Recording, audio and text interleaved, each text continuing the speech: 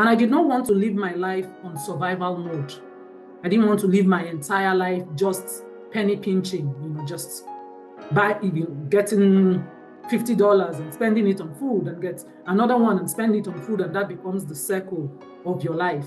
I went from the student who struggled, who was rejected endlessly, to graduating as overall best out of about 20,000 students. You're in the United States of America at university, a new country, new culture, alone. Something changed, something happened. What was it? Oh, well.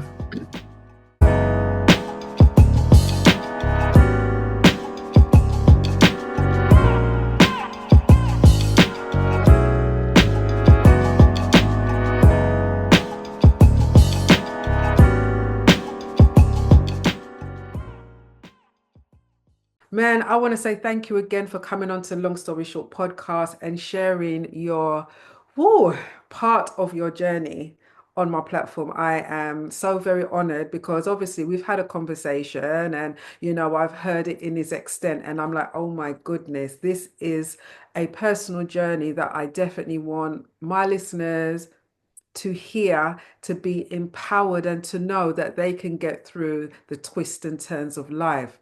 So before we start, a key question that I always ask my guests is, who are you at the core? Who is Amaka? If I'm going to describe myself with one word, I would say I'm resilient. And then another word I'll use to describe myself is happy, intentionally happy.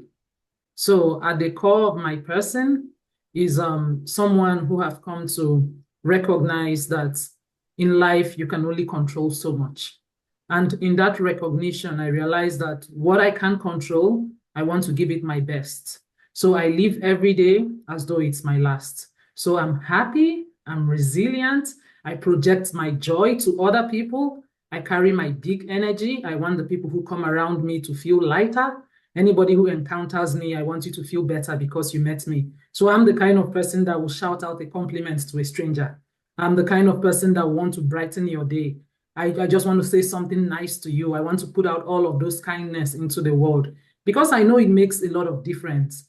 Because of what I've lived through, I've come to realize the power we hold as human beings for other human beings. So at my core, I'm just a person who has come to understand life a little bit differently. And then I live more intentionally, being happy every day, just knowing that all I need to do in life is my best. And if I've given my best, it better be good enough for you. And if it's not, sorry. As long as I've given my best, I'm happy. You just have to be too. Yeah. So that's the simple answer for me. Happy, resilient. Happy and resilient, but I think it's so powerful because being happy is a choice, isn't it? We have a choice to be happy or sad. Which are you, or which path are you going to go down on this particular day? And resilient. I'm so glad that you mentioned resilience because this is what this podcast is about. It's about resilience. It is about how people have navigated life's twists and turns. And I'm so glad that you mentioned that. So if we just go back to childhood, because this is the route, we're going to go back to childhood and then come back again. Do you know what I mean? All right. So Let's where go was on you that born? Where did journey. you grow up? I grew up in a small town in Nigeria. It's called Jos, Jos. So that's where I grew up. It's Jos, Plateau State, Nigeria. So it's actually one of the coolest places in Nigeria. It's the coldest place in Nigeria, really. So most of the time when I was in Texas, I went to school in Texas, and people will say, oh, you must be used to the heat. It's so hot in Nigeria. I say, no, I'm not used to the heat.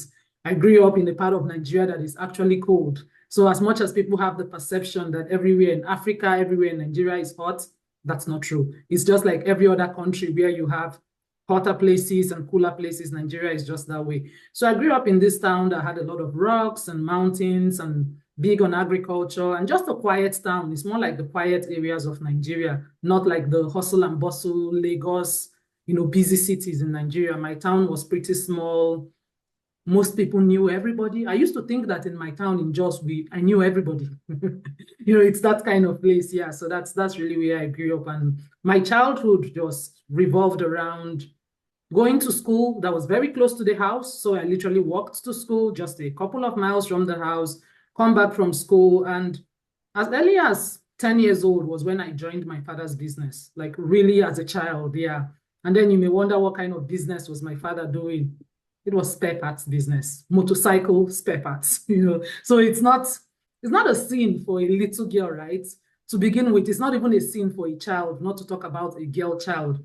But for some reason, I don't know why I became the person who was more like my father's partner, more or less. I have an elder brother and an elder sister, so I'm not the first child. I have an elder brother, an elder sister. I have a younger brother, a younger sister. So I'm right in the middle of five. But somehow, I don't know how the design happened, and I started going to the shop. So I would go to the shop, I'll go to school, come back from school anywhere from maybe 1 p.m. as a child, and then I'll jump on the bus and go to the shop. I'll be there until like 6:30, 7 p.m. when we close, and then I'll come back with my dad.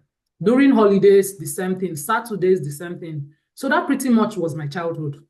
My childhood was just revolved around learning the scope of business, learning how to navigate a very rough environment, learning how to stand up for myself. As a little child, usually they will bring my father's goods in very big trucks. Like there are really, really big trucks that brought the goods from where it was bought and then it was shipped down to Jos.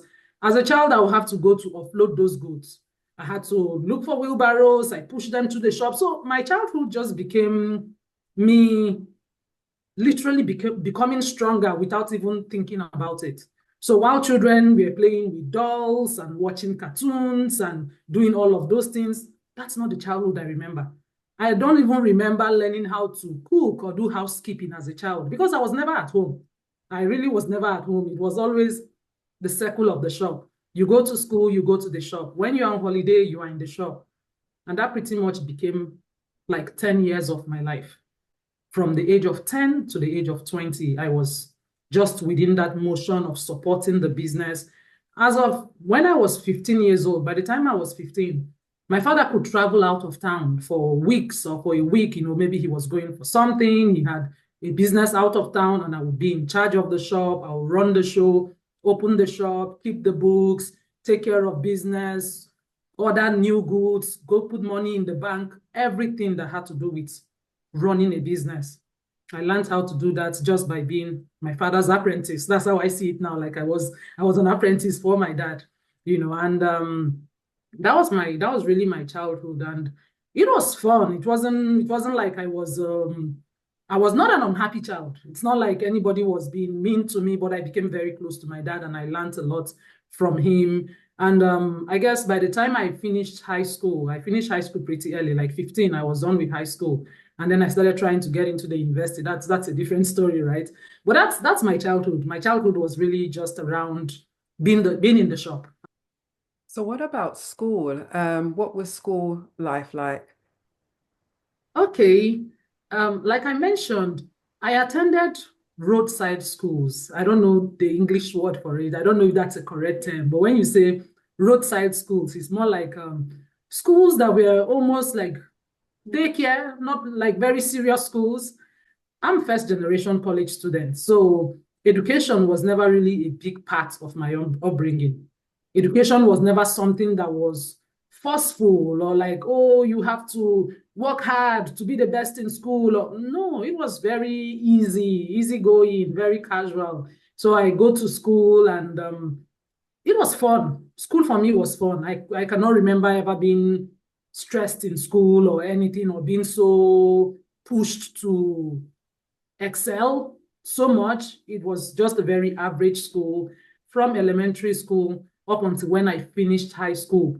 Was not something that was forceful or something that was like, oh, you need to read 2 hours every day, you need to study, you need to work hard, you need to pass. No, it was just more like, very casual. And I guess I always had some element of natural intelligence because I never did fail, but I was never like a stellar student. I was not top of the class. I was not top three, but I was okay. I was passing casually and going from one class to the next class. And that was it for me. Yeah. So that's how school was for me, at least up until when I finished high school. I so like the journey though, the journey from being your dad's apprentice. And I think though during that time, the lesson that you learned about business and about relationship building is very key to what you are doing now. Okay. And also, I love the bit about you shared about school because you said that you were the first generation going to university. But when we had our conversation initially before this interview, you were saying that you were the average student. So, what really pushed and propelled you to want to go to university? Because you described yourself as an average student. Right.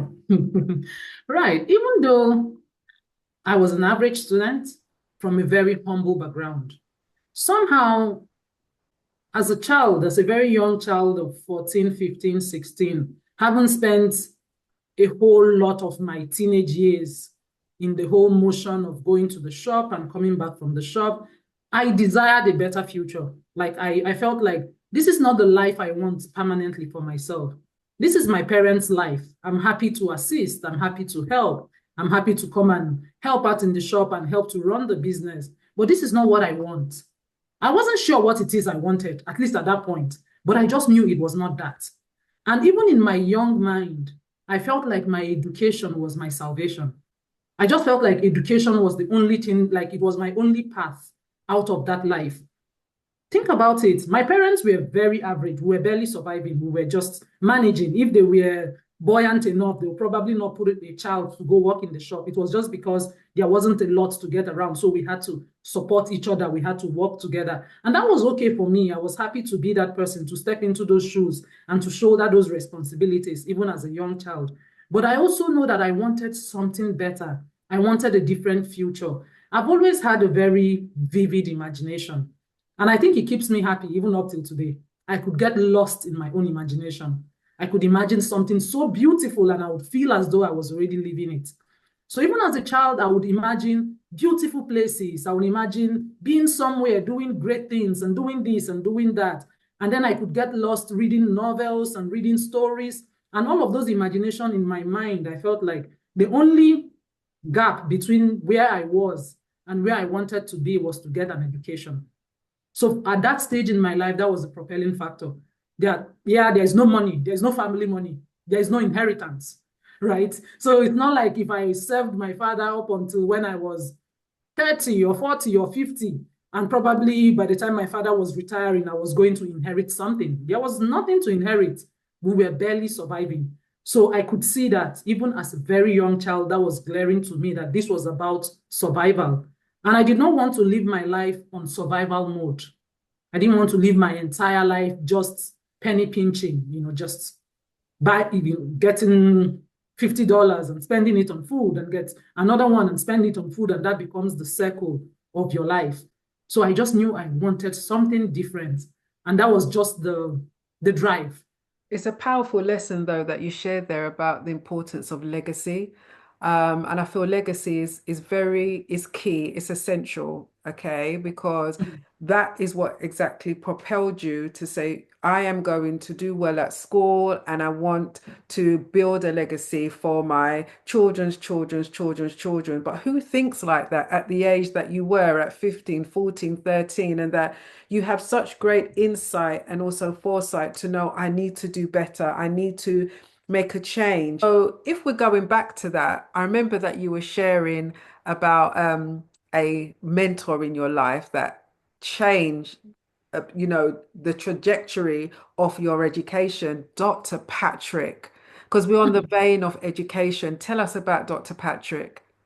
Okay, yeah, I never share my story without mentioning him. Not at all. Like he's always top on the list for me because, like you said, I truly do believe that he changed my life in very simple ways, but with commitment and passion and empathy and all of those things. By the time I had graduated high school, I finished pretty early, like I said. And of course, the next thing was to take the entrance exam to get into the university. So I started that motion. It's very typical. You go, you take the exam, and then you wait for the admission list to pop up. Usually it goes on online. And what we used to do in Nigeria, then you had to go to a cyber cafe, like a cafe, so that they would check. Everybody had a unique number.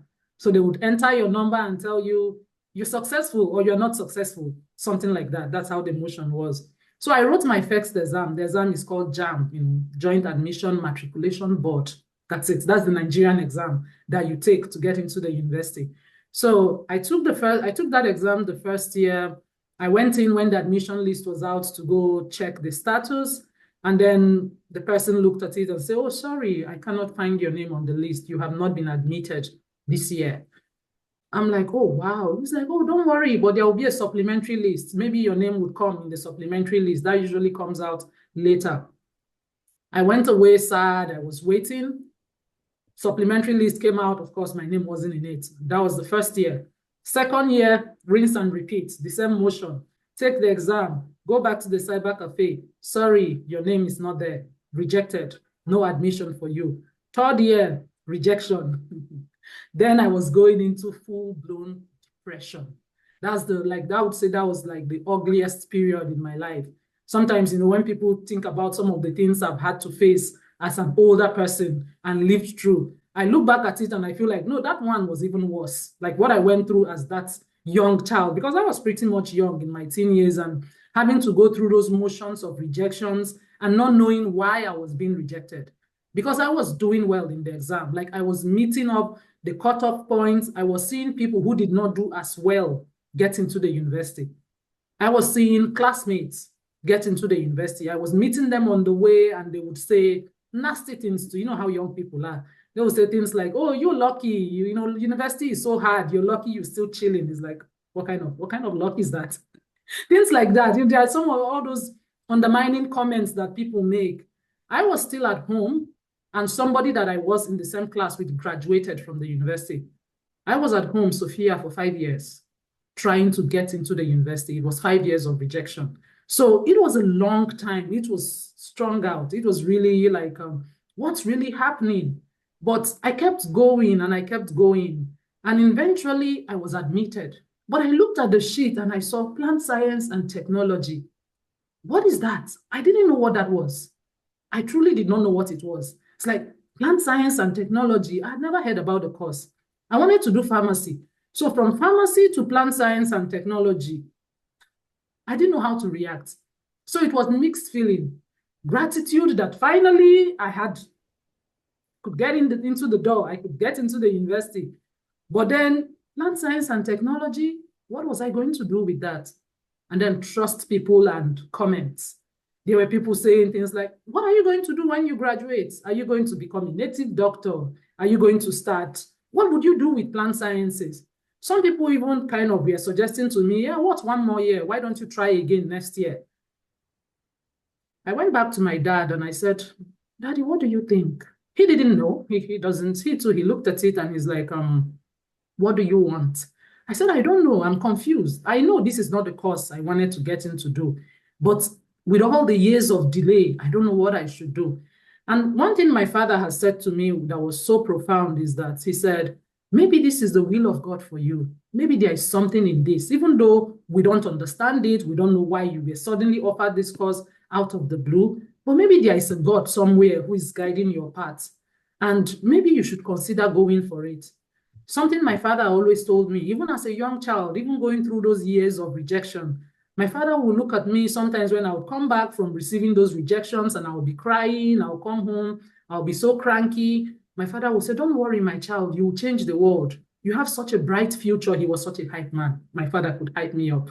Even up till today, he's one of my biggest cheerleaders. He used to think I was all that. Even as a child, he always felt like, oh, you are special. You're such a special child. Don't worry, everything is going to be fine. So I just took on my father's consolation. And of course, you've spent 5 years. You don't have the luxury of being choosy. You might as well just get on with it, right? And of course, I went into the university and I started with that course. But in my heart, there was still that unacceptance. There was still that bitterness. There was still that, this is not what I want. What am I going to do with this? So there was all those negative self-talk of, maybe I'm not good enough. Maybe there's everything wrong with me. Maybe everybody was against me. The way you just feel like the whole world is against you and you tell yourself all of those things to the point that you believe it. That was the state I was. when I stepped into the University of Jos to start my education. Barely 2 weeks in the university was when I met my mentor, Dr. Patrick. And I met him by chance because in Nigeria, again, something that we do, which is different from the US system now, is that you literally have to go with your course forms to the lecturer's office for them to sign on it, for them to append their signature. So your course registrations. So if you were going to take 10 courses this semester, you have to chase down all of those lecturers that were offering those courses for them to sign on your course form. So they'll sign their signature on your course form before you can submit it to the administration to show that you were fully registered for that semester. And of course, all of us were lined up in front of his office, more than 100 of us. It was so many of us, everybody lines up and people popped in and out. Literally, people were spending less than 1 minute in the office. You just enter and it's like he looks at your course form, he signs on it, you put down your name on the list and off you go. That's it. It was people were just coming and going. And I was on the queue, just waiting for my turn. I entered the office, gave him my course form, he signed on it. Then he looked at me for whatever reason. I don't know what it was. He said, "How are you?" That was the first question he asked me. He said, "How are you?" I said, "Well, I'm fine, I'm okay." He said, "No, really, how are you?" And from there, it was a conversation that lasted more than 30 minutes with so many other students lined up in front of the door. But then it was a conversation of me going into the whole story of not wanting to be in plant sciences and all the things I've been through and all my rejections. And, it's just as though you had it all pent up. I had all of those emotions pent up and just waiting for somebody who would look to say, "I see you and I understand." That was just it. And when I shared all of those with him, he's like, "Do you know there is a lot of prospects in your course? There is so much you can do. All you have to do is to be the best at it. All you have to do is to work very hard, graduate with first class. You can go abroad. You can do this." All of those things, he was just throwing it out there. And my eyes was just opening up. It's just like a light bulb moment. "Are you for real? Are you sure?" "Yeah, you can do this. You can do that. You just need to work very hard." And it was just as though he was laying out a vision. He was just laying out those visions. And somehow I caught the vision. I believed him because of how convincing he was sounding. So it was a case of, if you say so, I'm going to try. I'm willing to believe you, because I had always desired to be better, but I didn't know how. He became the kind of mentor that was really present, even in the small things. And that shaped me totally, because I went from that average student who was struggling and didn't even know what I wanted to becoming the student who finished my first semester with a whole bunch of A's. I had a lot of A's. I think I had just 1 B and I had 1 D. And then I was so excited. This was the best result I had gotten in my entire life, because I was always the average student, cruising, never really passing, but never really failing. So suddenly I had all these A's. Out of like 11 courses, I was having like 8 or 9 A's. I was so excited. I couldn't wait to go see Mr. Patrick. "Hey, Mr. Patrick, do you see my result?" Just like a child with candy, I was so excited. And he looked at the result like, "Yeah, you did a good job, but this D, that's not really good. This B, that's not good. But I really want to see the scores. I'm not just interested in your grade. Yeah, I can see you have all these A's, but I want to see your actual scores." And I'm looking at him like, "Are you crazy now? I got an A. What else do you want?" So yeah, go back to the board, go copy your scores. I didn't even understand it. But of course, I just followed the instruction. I went back and I copied all of my scores, one after the other. This score, this score. And I brought it back to him and he was looking at it. He said, "Oh, you got 75, you got 72. In Nigeria, our grading system, 70 is an A. So from 70 to 100 is an A. And he said, if you get 70, it means you're 30% wrong." That's what it means. It means you don't know it as well as you think you do. Yeah, it may be an A may be excellent, but it still means you're 30% wrong. Sophia, that changed my mind. It changed my worldview. It changed how I saw excellence. So it was no longer about validation. It was no longer about getting people to say, "Oh, you got an A." It was about becoming a master of a subject. I went from the student who struggled, who was rejected endlessly, to graduating as overall best out of about 20,000 students, just because there was someone who was guiding, who was propelling, who was cheering, who was admonishing, someone who was correcting, someone who would listen to me ramble about all my problems, or someone who would listen to me complain. Just that presence. I should cut it down here because, like you said, the story of my life is such that if I keep going into it, I probably not be done in 2 hours, and I don't want to make your podcast longer than it needs to be. You know what is so rich though? I'm sitting here and I'm listening to new things that you didn't share with me when we had our initial conversation. It's just so lovely and wonderful. Um, Something that I was really listening to whilst you were speaking was that your father was your number one cheerleader. And then you had Dr. Patrick, who also was your mentor. So you've had some informal mentorship from your dad, who was your Right. cheerleader, now Dr. Patrick. So now you're in the United States of America at university, a new country, new culture, alone. Something changed, something happened. What was it? Oh well, it's just life, right? You go through life's motion and you go through so much. But here I am, first year into my PhD, just a couple of months, and I'm not feeling all right. I'm not sure what's wrong with me. Kept going to the hospital in and out. I wasn't really sick, but I wasn't really fine. It's just one of those weird feelings where it's just more like intuition. You feel like something is not right. But a lot went on with the diagnosis and misdiagnosis. It's a lot of story there. But after so much and through a misdiagnosis, through giving me the wrong treatment, they eventually found that I had cancer. That's something that was discovered in my first year. I was still just a first year student. I was just a couple of months into my PhD. And I was alone in this country. I was just by myself. And now I have cancer and I don't know what to do because it came as a shock. I would say it was like a very rude shock because it was so unexpected. It was right in the middle of the semester. It was my second long semester.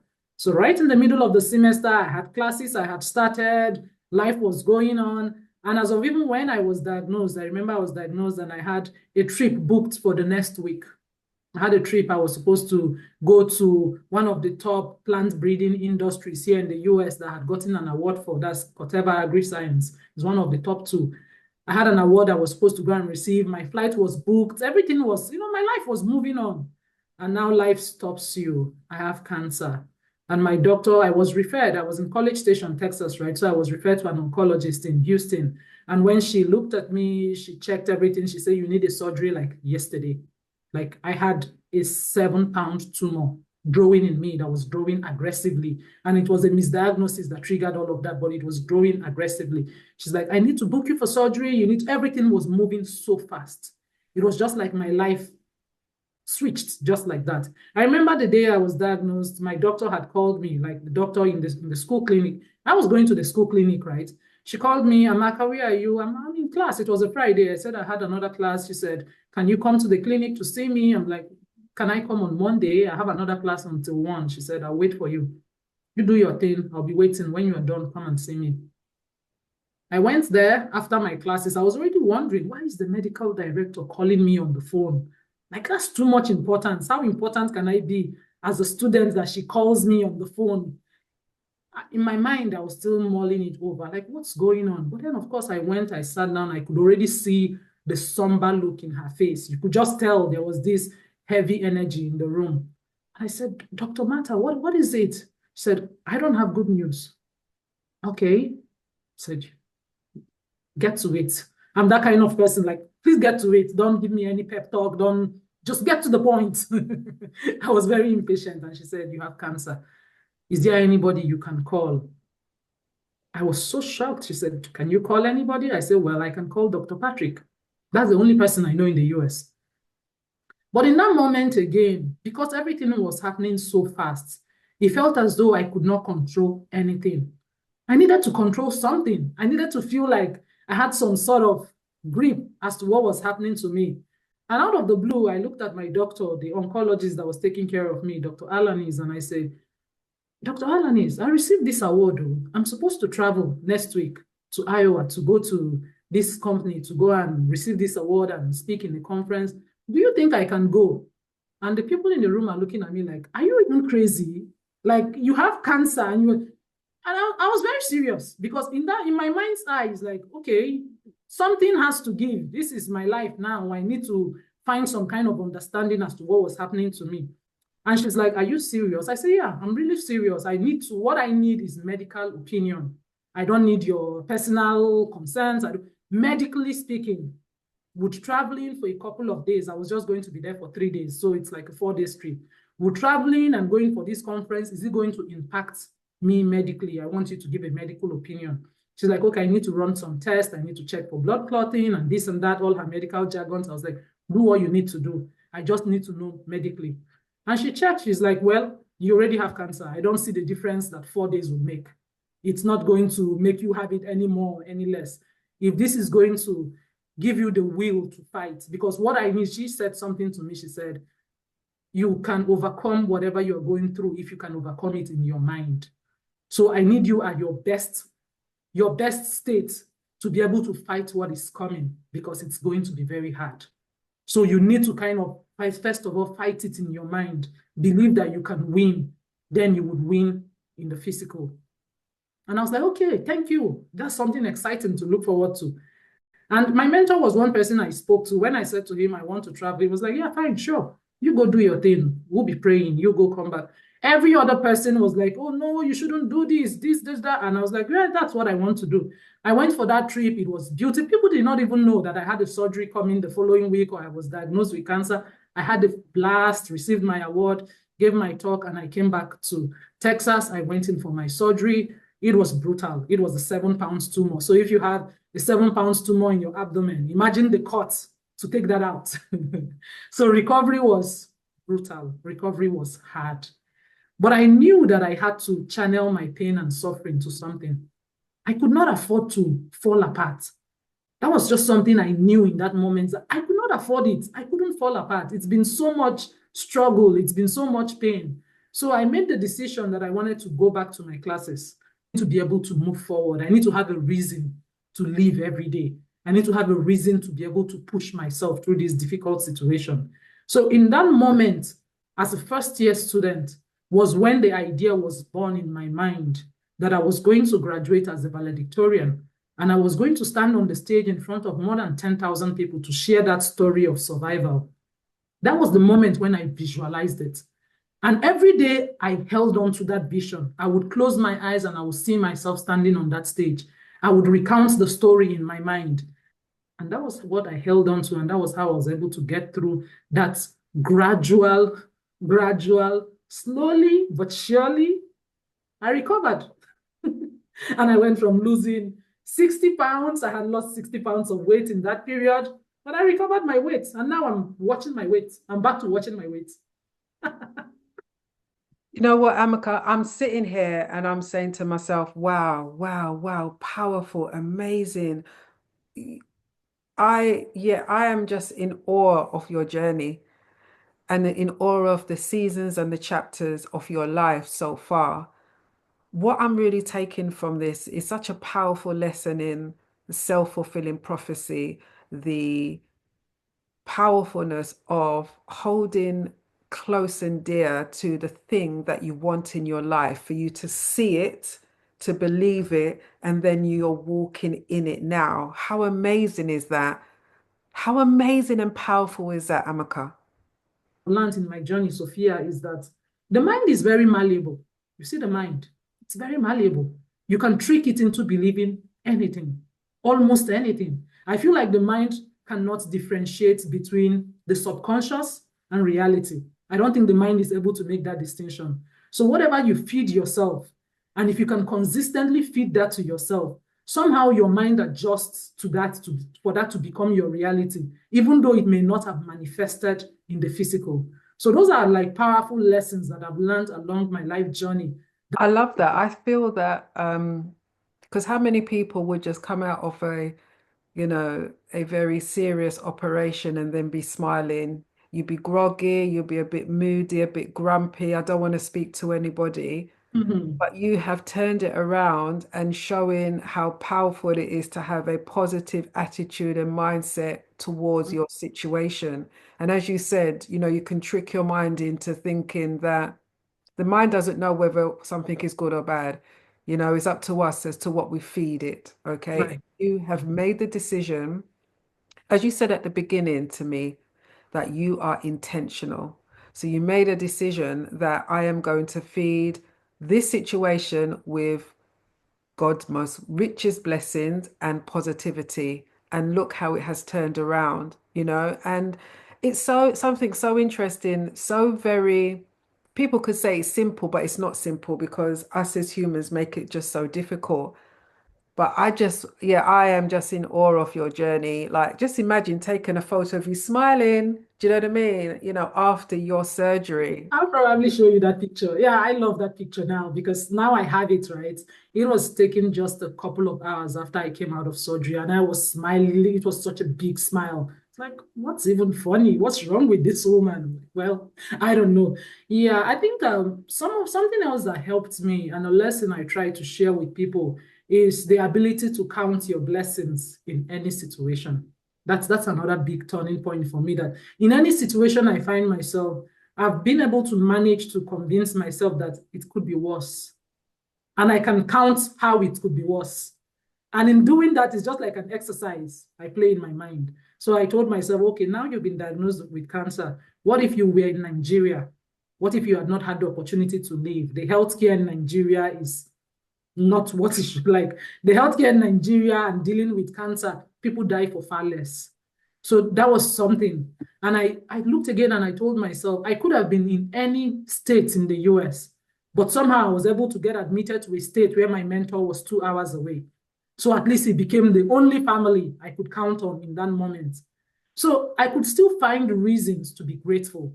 And that is something that if you become intentional about, no matter what you're going through in your life, no matter what you're going through, you can look around and realize that this situation could have been worse. I want us to also talk about how you have turned your pain into purpose. Do you know what I mean? The seasons into your life into purpose and scholar up. That's why I said when I sent the brief, I always do a little title, for my guests, and I just put amazing lady because you are such an amazing lady. So tell us about the work that you're doing now. ScholarUP is my baby.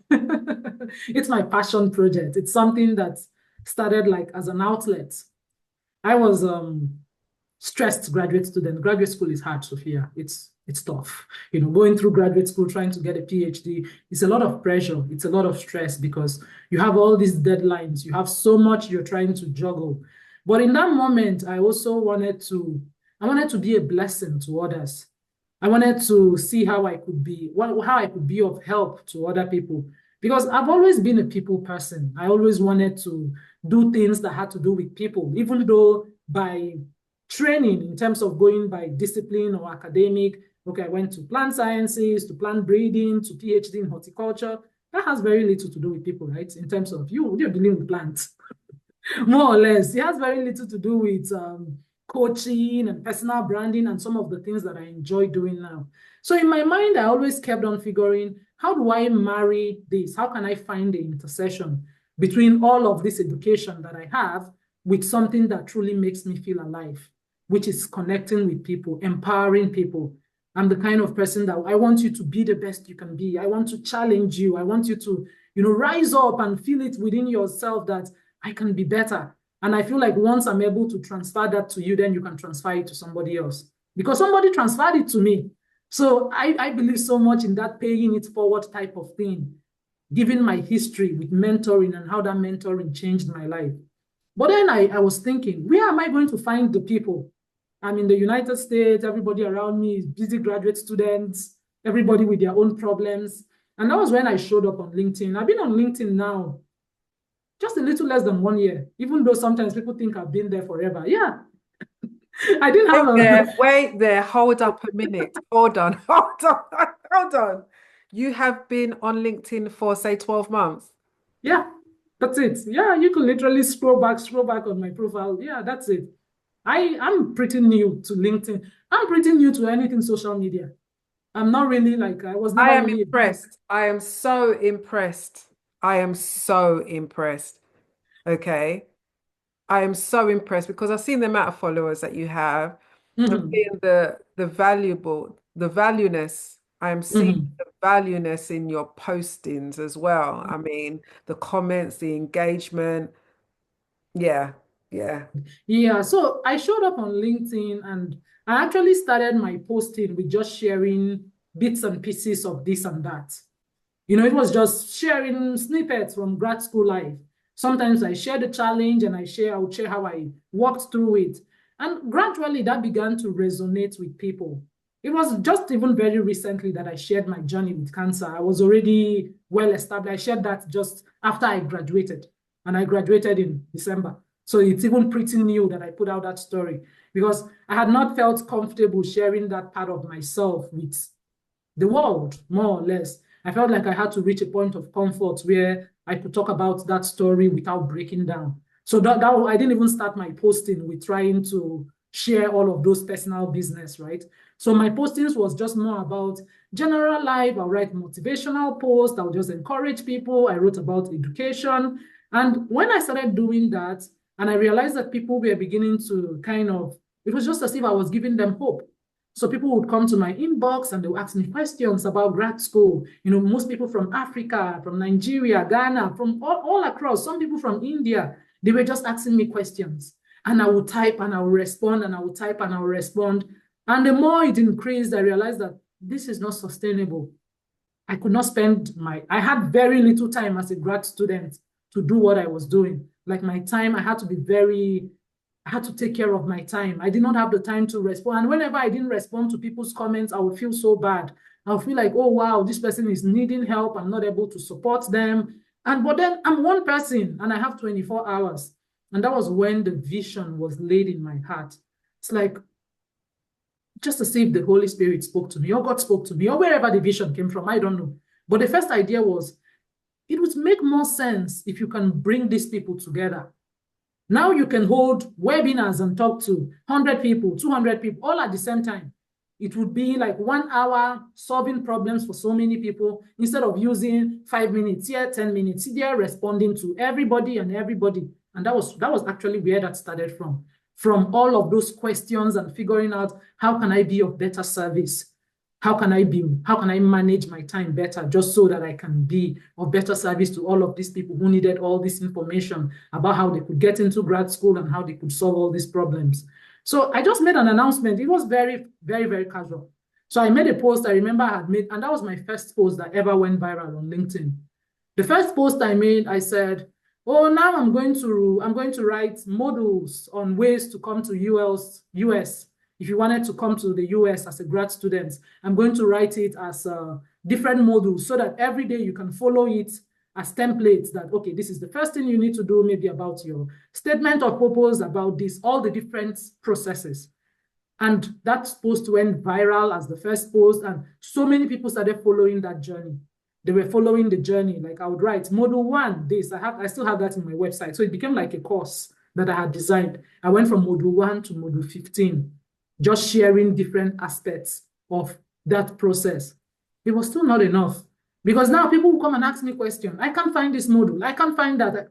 Okay, this is not sustainable. I thought this was going to solve the problem. It did not. Then I created ScholarUP Mentoring Academy. I was like, okay, now I can actually have a mentoring system that is structured. I could even have my people away from LinkedIn, like in a different group. We can even have Zoom sessions and we can go from there.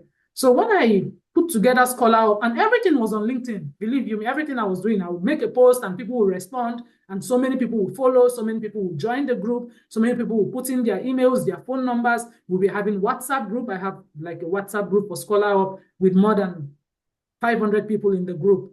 I have my other group for the Elevate Your Professional Presence, close to 1,000 people in the group. And all of these people were joining on their own. It's not like I never added one person, just from making the post. So when I did that and I started the whole mentoring process, that was when I discovered another gap. It's just as if it's in the process of doing that you start seeing the problems that you could solve.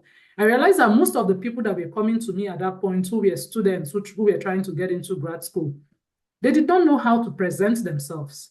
They had issues with communication. They had issues with writing. They had somebody would probably give you their CV for you to review. And you wonder, is this the best way you can talk about yourself? You have so much more to give. It's an African thing. It's an African thing where we feel like we have to be humble. It's like I struggled with that, so I could recognize it. I was that student who graduated as overall best student but never said anything to anybody because you don't want to be perceived as proud. So it's like something that we grow up with where you feel like you have to have this false sense of making yourself feel small and shrinking yourself so that people will not look at you and think that, oh, she's so proud. She feels like she's all that. So I could recognize all of that. And it took me losing some important opportunities in my life for me to realize that that doesn't pay me. It's not enough to be a valuable person. I need to be able to learn the skill to communicate that value in a way that doesn't come off as arrogant, but comes off as somebody who is sure in what they're doing. It's a difference. There is just a skill. All of those things are like communication skills, personal branding skills that you could learn as a person, that you're able to communicate. You could show up as who you are. You know who you are, but it's not because you're trying to be proud. It's not because you're trying to put anybody down. And so that was the problem I recognized that I wanted to solve again. I was like, yeah, it's good. You want to get into school, but it's important for you to learn how to build your personal brand, learn how to communicate, learn how to build networks. Because I saw a lot of errors, even in the way they communicated with me. Somebody would write me an email and say, hello, Amaka, can you be my mentor? I'm like, come on. You know, things like, and you realize that they did not really know. They did not really know that there was everything wrong in this system. And I was like, okay, this is something I could definitely step into to do. And that was when the Elevate Your Professional Presence program, which has been going on now for 9 months. We're in the 9th cohort. I've managed to keep that program going every month. I've had people sign up every month. It's a 21 days program. We usually start at the first Monday of the month. We'll graduate at the 3rd week. And it's just a process of teaching people how to show up on LinkedIn, to build their personal brand, content writing strategy, storytelling, communicating, community building. And that took off. That was so great. I ended up having people from more than 15 different countries join my cohort. People were, doctors. I've had a lot of doctors and nurses and even people beyond what I was thinking from the beginning. Because you come to realize that it's not enough that people are professionals in their field. A lot of people struggle with knowing how to show up and showcase that value in a way that they can connect with other people. Visibility is a currency of its own. Being able to find that visibility and retain it for a long period of time and be valuable in your offering takes some skill. So that's the work that I started doing at ScholarUP. So at ScholarUP Mentoring Academy now, we have 2 broad, like if you ask me, who is your target audience? I will tell you it's the busy professional who is trying to create some visibility for themselves, who want to build a personal brand, who want to show up and show the values they carry to the world. And then the second group of people continue to be the people who want to come to grad school. They can build up themselves and they will know how to package themselves and show forth what they carry. And all of this came from my own personal journey. Balancing, your full-time job and as well ScholarUP. I mean, when somebody listens to this particular episode, what would you want them to remember about your long story short? I would say the first thing I always want people to remember about me, about my story, about themselves is that as human beings, we have a lot of power to choose. There's a lot of power that God has given to us that we can choose. You can choose how you act. And most times in life, it is easier to act yourself into feeling a certain way than to feel yourself into acting a certain way. So what you can choose is how you act. And your actions would definitely impact your feelings. But most times in life, when you decide to wait to feel like it before you do anything, you probably not make a lot of progress. So in life, you have to know that your power is in your actions. That sometimes there has to be a time when you have to force your body to go through the motions. Even if your mind is screaming a different thing, you just force your body to go through that motion, recognizing that that is what you can control. And in so doing, gradually, your mind would shift. So it's very important as human beings that we understand that life will throw its curveballs. That's not something you can control. Feeling sick, having a sick loved ones, all of those things that different people go through at different stages of their life. It's not unique to you. Don't ever live your life with the mindset that, oh, poor me, this is unique to me. No. Instead, live your life with the way I look at life now that has really helped me is that I look at every situation like, so what? This happened. So what? So what's next? So what can I do about it? That's it. That's all you can do. Don't try as much as possible not to live your life in that state of becoming pitiable. The world will pity you, but it will keep moving. That's the thing. The world is not going to stop. It's so unfair. It's super, super unfair. And the moment we recognize that the world is unfair, we begin to look out for ourselves the best way we can. Resilience is like a muscle that you build up. And when you go through those motion of surviving certain things, it serves as an evidence for you to remind yourself. So when something hits me now, I remind myself of something I've lived through. And I tell myself, okay, challenge on, game on, let's go. So that's just the kind of things that you need to build up yourself even before the day of adversity. Don't wait until things hit you and then you begin to respond or begin to react aggressively. Begin to go through your life and build up yourself in a way that you're responding to life more gracefully. You are responding to life understanding that you have a purpose. Discover that purpose. And I guess the last thing I'm going to say is that purpose is developed.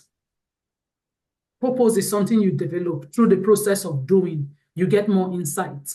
You see the way I told you the story of ScholarUP. I did not have it figured out from day one. That's the thing. If you ever wait in your life that you have to have the full picture of everything, you probably never achieve anything. Your purpose as a human being, those vision is probably not going to be given to you as a complete vision. All you may see at a given moment may be A and B, or even just A. And then you have to be doing A. While you're doing A, you would figure out B, and then you figure out C, and then you continue in that upward climb. It makes all the difference for people to recognize that purpose is developed. It's not something that is dropped in your lap. It's not like a eureka moment sometimes that you suddenly reach that moment and say, oh, I figured out this is what I need to do. Sometimes it is through painful trial and error. It is through failing and picking yourself up. It is through rebounding. It's through just continuing and not giving up. So this is the message I want people to remember. The message of resilience, the message of not giving up, the message of believing in yourself, and most importantly, the message of choosing joy and happiness. This is a reason why I started Long Story Short, was to hear and to provide a platform for stories like yourselves. I want to thank you, Dr. Amaka.